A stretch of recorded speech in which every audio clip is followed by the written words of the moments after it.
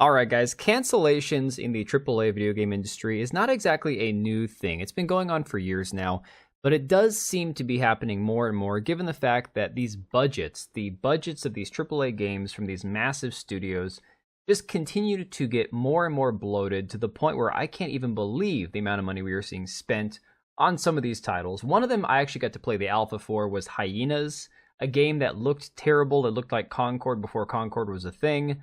I played through the tutorial on it. I said, you know what, this looks like crap. I don't want to touch it.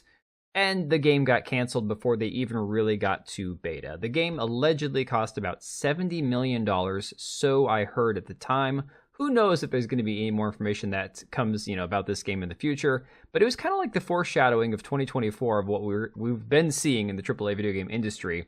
A game that took about 6 years of development, allegedly, and it just looked like a hot, steaming pile of garbage. And of course, don't forget that recently we have seen reports that Skull and Bones from Ubisoft cost upwards of $600 to $850 million.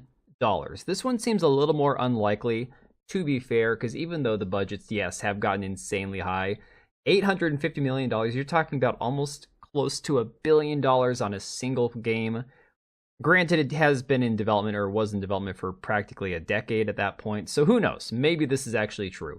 Either way, another game that cost hundreds of millions of dollars, and to this point now, we just don't know if this ever made much money. And again, it's on Steam now, and you can see that there's some people playing it, but not very many, unfortunately, for Ubisoft. And of course, recently, another game that has been remastered and re-released from Sony, Until Dawn, is not doing so well either, debuting with less players than Concord. We're seeing a theme here, in case you haven't noticed, that Concord keeps coming back up time and time again, and we'll get into that in a minute.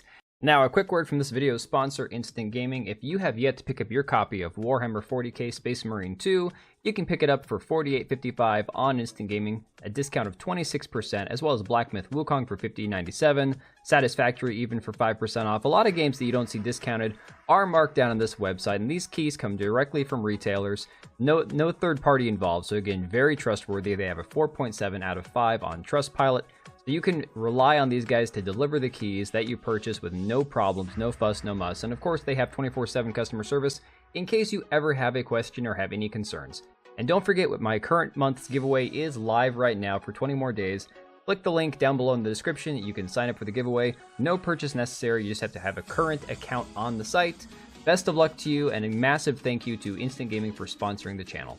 So Concord, a game that was definitely one of the biggest flops of all time. Again, I don't know if the numbers for this game can really rival Skull and Bones, if the numbers for Skull and Bones are accurate, but boy, $400 million for a game that was shut down in 2 weeks, I don't think we'll see a bigger flop than that in our time. So, that being said, there were a lot of contributing factors to why this game flopped. I mean, the biggest part of it probably was the aesthetics of the game.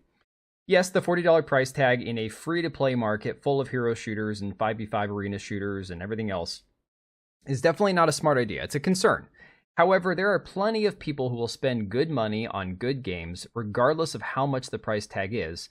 The fact of the matter is, the DEI-infused characters in this game, a lot of the decisions that they made in trying to market this game to this modern audience that doesn't exist, contributed to its downfall. And to be honest, I don't think it ever stood a chance. Once people saw this game, and again, you only get one chance to make a first impression, this game was toast. It was doomed to fail. They even tried to entice people to play the game by releasing this special controller for PlayStation, which honestly looks pretty cool. Doesn't really fit the aesthetics of Concord from what I've seen. Almost looks more like a Starfield controller. And I know a lot of people rushed out and bought this controller after the game went offline, simply for like the collector's aspect, given the fact that you know that there were only going to be a certain number of these available since the game was going to get pulled entirely. And the thing is, this game even led to the self-demotion, the stepping down of the director of the game itself, Ryan Ellis, from Firewalk Studio, who told staffers that he would be moving into more of a support role after the game went offline, which then, of course, led to a lot of the employees at the studio basically being in this period of limbo, not knowing what was going to happen in the future due to the fact that this studio only had one game. This was their debut title, and given the fact that it was such a miserable failure after 8 years of production, I'm sure there's a lot of trepidation around the studio. People who are worried that they're probably not going to have a job in a few weeks. And again, some of these people might get absorbed into Sony, into other studios, but who knows what's going to happen with these people. And a lot of this was due to this culture of quote-unquote toxic positivity that we saw come out from a report on Twitter, talking about how essentially nobody was allowed to criticize the game. Nobody was allowed to say anything negative about it. They weren't going to listen to criticism. All you could do is say great things about it, and anything negative was just basically getting ignored. Nobody could warn anybody that the signs were there that this game was going to be a massive failure. So, of course, what happens in this situation when nobody can act like adults? Basically, the children are in charge, and it's just going to be a friggin' disastrous mess like we saw. And a lot of, again, the decisions that they chose in this game to try to market it to an audience that was more for the diverse, inclusive, and equitable type of gamer, a group of people that just does not exist at all. I mean, flat out, this is not a marketable audience because these people don't spend money on games, were put into this game. These decisions were just really crappy decisions. Again, this culture of toxic positivity where you could not say, hey, maybe we shouldn't be worrying about Pride Month and transgender characters. Maybe we need to make a game that's going to have mass appeal, broad appeal. Well, now we are seeing reports coming out that Concord is continuing to get updates on Steam. In fact, in the last few days, it looks like there is a massive uptick in files and updates being updated to the servers, to where now the game is allegedly looking like it's going to relaunch, possibly free to play. So this report from Insider Gaming says Concord may be offline, but it doesn't appear fully dead just yet. If you haven't checked Concord's Steam DB page in weeks, you've likely missed that it has continued to see various updates on Steam. I mean, we've checked this, we've seen this. That, you know, in the last few weeks, there's always been peaks of like 1 player, 2 players, all this stuff.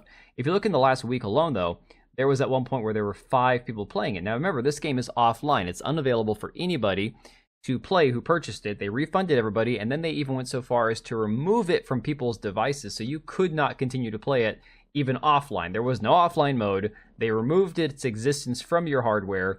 So again, the game was as toast as it could be. And again, it says since October 6th, the game has seen 20 updates on Steam by various users such as PM Test, Sony QAE Shipping, and Sony QAE. It's unknown what the updates are exactly, but there are rumors that the game could be looking to re-release as a free-to-play title, which we've heard before. But we are honestly looking at a situation now where it certainly seems like with this uptick of activity, these updates, plus the increase of 4 or 5 people playing it at a time, that we very well could be seeing them preparing this game to relaunch sometime in the near future, which I think is a disastrous decision. Look, even if No Man's Sky and Cyberpunk 2077, a couple of games that had disastrous launches, are doing fantastic now. Yes, these games are fixed, they are fun, people are loving them, they're having a great time, and Cyberpunk 2077 was one of the worst launches of all time. However, I don't think the player base for Cyberpunk 2077 was anywhere close to as small at any point in its glitchy, buggy history as Concord. Concord shut down in less than 2 weeks, guys. Think about that a second. As much as they want to think that relaunching this game free to play could somehow fix it, save it, make it somehow profitable or even break even in the future, I think it's too late for that. I just don't see it having the kind of resurgence or comeback story that No Man's Sky and Cyberpunk 2077 had, especially after how badly ridiculed that game was. We're not just talking about the fact that Cyberpunk 2077 had a bad launch, kind of like No Man's Sky, which was unfinished at launch and now is finally like a masterpiece of a game from what I've heard from some people. This game, they chose to appeal to an audience that did not exist in a market that was overcrowded. And they've only, I mean, look, they've made this mess themselves, and I don't think that they can possibly dig their way out of it at this point. Too many blights and blemishes and stains on this game's reputation. I just don't see this working out. But let me know what you think down below, guys. Share your thoughts in the comments, and I will catch you on the next one. All right, and if you made it this far, thank you so much for watching the video. Thank you for being here. I do have 2 channels, Minimal Effort Podcast, as well as my gaming channel. I do have a Twitch and Kick for my gaming channel. We do live streams over there occasionally, maybe once a week. And then if you are in the market for a new PC, make sure to check out Meta PCs. Click the link I have down below. Use code TBO at checkout for a special discount. Thanks again for watching, and I'll see you next time.